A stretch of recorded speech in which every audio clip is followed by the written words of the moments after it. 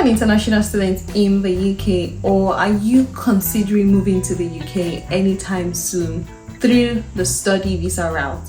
If you are, then this video you will find it very, very beneficial.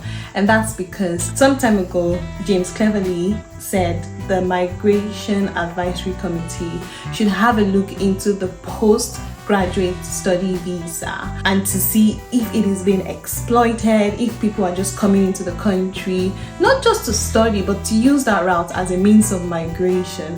And he wanted the Migration Advisory Committee, so we will call them MAC.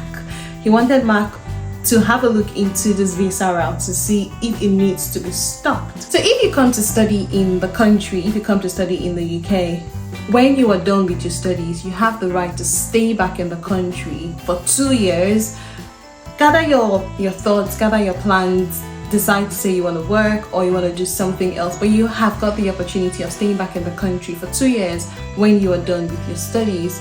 The UK government were saying that people were exploiting that option and that it needs to be stopped. Meaning, if you come to study in the country, by the time you are done studying, you have to go back home.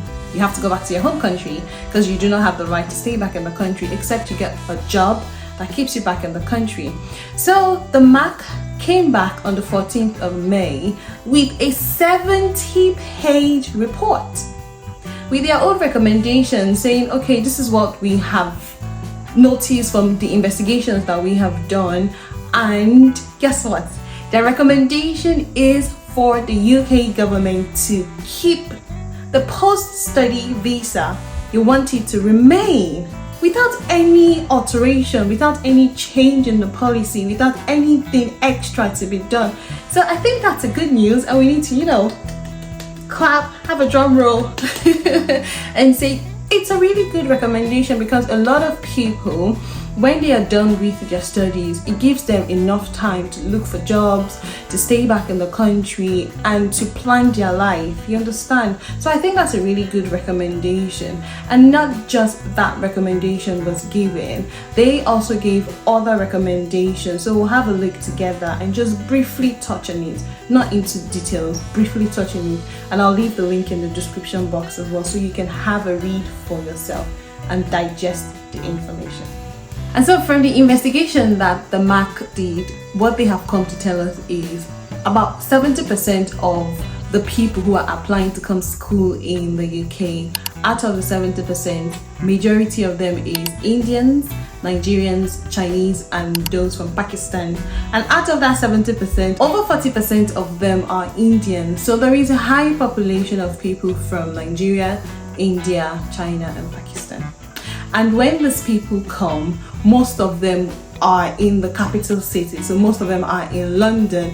It's of recent that people are not just going to London anymore. People are going towards Wales, towards East England, and they are spreading out, so not just in London.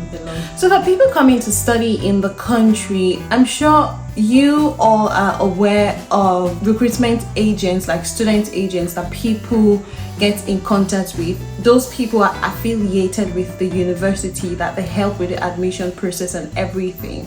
So now the MAC has come back to say that a mandatory registration system for international recruitment agents and sub-agents should be created by the government. And then universities should be required to publish data on their spend on recruitment agents and the number of international students recruited through such means annually. They want it to be a transparent transaction for people to know, okay, this is the number of people being admitted into the school and this is what goes on through this extra route. Because most times people apply to study in the school by themselves, to do the application process themselves. Other cases, people go through this international recruitment agents to help them with the application process. So one of their recommendations is for a mandatory registration system to be done by the UK government for such recruitment agents.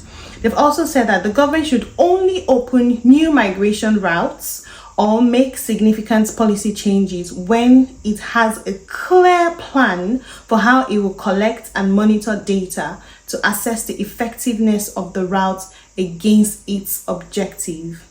The Home Office should introduce a requirement for universities to provide it with confirmation of the course outcome, for example, the class of the degree on the student route, in addition to confirmation that a course has been successfully completed. Hi guys, welcome back to the channel. It has been a while and I want to say thank you for coming back to watch the content on the channel. If you are just seeing my face for the first time, let me introduce myself to you. My name is Mercy and I am currently practicing in the UK. On this channel, I talk about everything migration. So migration to the UK, migration to Australia, to US, to Canada, any country. I talk about migration. I talk about nursing content because I'm a nurse, and I do lifestyle content as well. Lifestyle of those countries that you would be migrating to. You want to know what it feels like living in those countries, of course. So I do lifestyle content and I do vlogs as well. So if this is something that, you know, it tickles you and it's something that you vibe with, please subscribe to the channel, like the content, share it to friends and family members, people that you know they will find value from it, and I want to say thank you for doing that. So we all know that the UK government is trying to cut down on net migration. It's not new information. It's something that has been ongoing for a while. And they have restricted master students from bringing their dependents. They have said care workers can no longer bring their dependents as well. So Mark has come out to say that if the UK government decide to do further restrictions on the graduate route, it would limit them from achieving their target of admitting 600,000 international students, because people will no longer be interested in coming to study in the UK.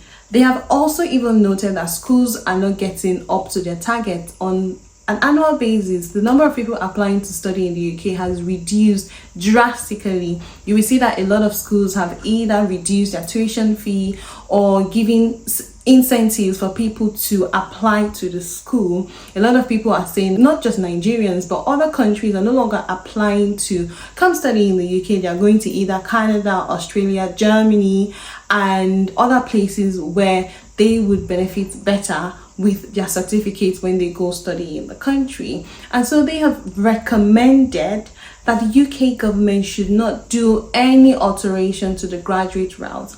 Keep the post-study visa the way it is and allow the student to enjoy that 2 years that they have to stay in the country when they are done studying. What is going to happen now is we will wait for the UK government to decide on what they want to do.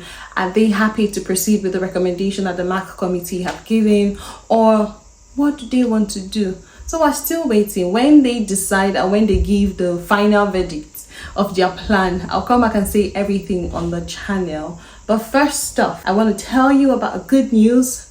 Another good news actually that I have. So I'm going to be hosting a live Q&A on YouTube on Sunday by 7 p.m. and I'm going to be talking about how you can migrate to the UK through the global talent visa route.